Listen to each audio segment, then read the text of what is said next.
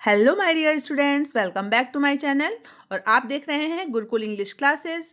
और आज का टॉपिक है क्लास 10th की बुक फर्स्ट फ्लाइट का chapter 3 two stories about flying का पार्ट 2 द ब्लैक एरोप्लेन। ये स्टोरी बताने से पहले मैं आप सबसे रिक्वेस्ट करना चाहूँगी कि आप मेरे चैनल को सब्सक्राइब कर लीजिए, वीडियो को लाइक कर दीजिए और बेल आइकन प्रेस कर लीजिए ताकि आपको मेरे नए वीडियोस के नोटिफिकेशन मिल जाएं। साथ ही साथ अगर आपको मेरा चैनल पसंद आता है तो आप अपने फ्रेंड्स के साथ शेयर ज़रूर करिएगा। चलिए स्टार्ट करते हैं the black aeroplane. The black aeroplane एक ऐसे पायलट की स्टोरी है जो अपने ओल्ड डकोटा फ्लाइट से फ्रांस से इंग्लैंड जा रहा था। ये इसका ओल्ड डकोटा एरोप्लेन है। ये बहुत ही इम्पॉर्टेंट क्वेश्चन है कि इसके प्लेन का नाम क्या था।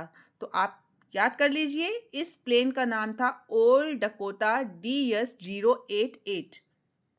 जी हाँ, ओल्ड डकोटा DS-088। तो ये पायलट अपने ओल्ड डकोटा को स्टार्ट करता है और उसके पहले वो पेरिस कंट्रोल में कॉल करता है Paris control, Dakota DS-088 here, can you hear me, I am on my way to England, over. वो पेरिस कंट्रोल को बताता है कि वो फ्रांस से इंग्लैंड जा रहा है और इस बात की वो सूचना पेरिस कंट्रोल को दे देता है। साथ ही साथ रेडियो से तुरंत रिप्लाई आता है, DS-088, I can hear you, you ought to turn 12 degree west now. वो बताता है कि आपको 12 डिग्री वेस्ट की तरफ मुड़कर जाना है। इस प्रकार से ये पायलट अपना मैप चेक करता है, अपना फ्यूल चेक करता है और बार बार ये सोचता है कि मैं अपने इंग्लैंड टाइम फॉर ब्रेकफास्ट, मतलब I will be in time for breakfast, big English breakfast. वो अपने इंग्लैंड का ब्रेकफास्ट याद करता है और वो पूरी तरीके से इस बात के लिए तैयार था कि वो कल का मॉर्निंग का नाश्ता अपने घर पर करेगा। पेरिस वहाँ से 150 किलोमीटर की दूरी पर है।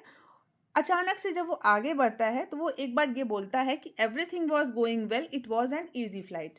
बस सब कुछ बहुत अच्छा था और उसको पूरी आशा थी, पूरी उम्मीद थी कि वो सुबह तक वहाँ पहुँच जाएगा और सुबह का नाश्ता अपने परिवार के साथ करेगा क्योंकि फ़्लाइट बहुत ईजी थी।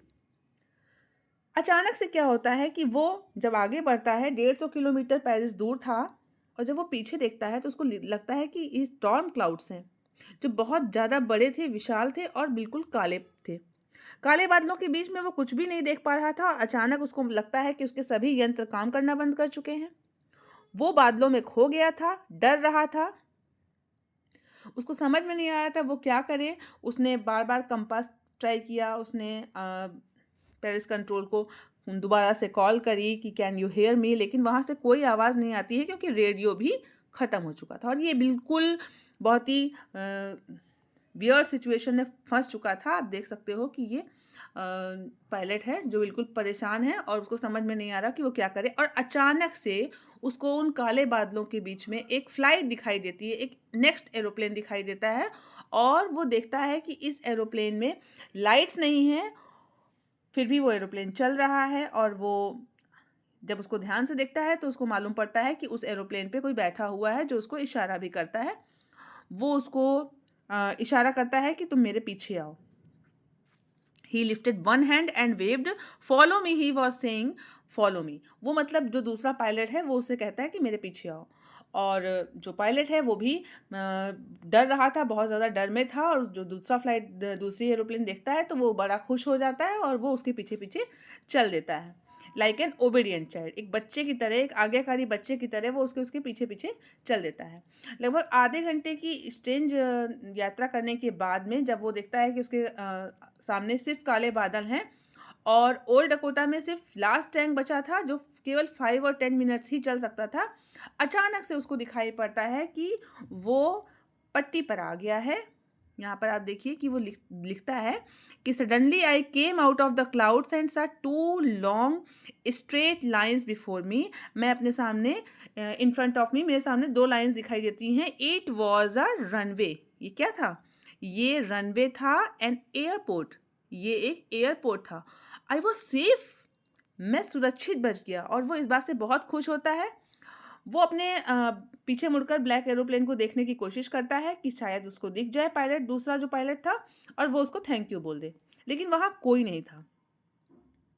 जब वो देखता है वहाँ कोई नहीं है, the black aeroplane was gone, उसे कुछ भी नहीं दिखाई देता है, तो वो लैंड करता है और उसको बहुत दुःख होता है कि वो ओल्ड डकोटा का जो पायलट होता है, उसको बहुत दुःख होता है कि वो स्ट्रेंज एरोप्लेन के पायलट को थैंक्स नहीं बोल पाया।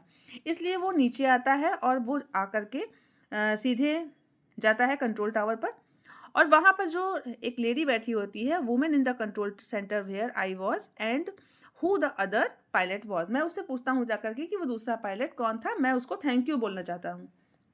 तो जो लेडी बैठी होती है वो बहुत ज़्यादा सरप्राइज़ हो जाती है, आश्चर्यचकित हो जाती है। वो एकदम से कहती है कि कौन? आप किसकी बात कर रहे हैं? क्योंकि मुझे तो रडार पर सिर्फ़ आपका ही प्लेन दिख रहा है, वहाँ पर दूसरा प्लेन कोई है ही नहीं। जब वो ये सुनता है तो उसको बहुत आश्चर्य होता है और वो ये सोचता है कि who help me to arrive this safely without a compass और a radio and without any more fuel in my tanks. जबकि उसके टैंक में फ्यूल भी नहीं था, उसके पास कंपास भी नहीं था, उसके पास रेडियो भी नहीं था। तो उसके मन में एक क्वेश्चन आता है कि who was the pilot on the strange black aeroplane, उसका पायलट कौन था फ्लाइंग इन द स्टॉर्म, जो तूफान में उड़ा रहा था प्लेन को विदाउट लाइट्स, वो भी बिना लाइट्स के। और यहीं पर इसी क्वेश्चन के साथ ये स्टोरी ख़त्म हो जाती है, यहीं पे इस स्टोरी का एंड हो जाता है। ये थी स्टोरी द ब्लैक एरोप्लेन। कैसी लगी आपको ये स्टोरी कमेंट में ज़रूर बताइएगा। मिलते हैं नेक्स्ट वीडियो में, तब तक के लिए take care, bye bye and thank you.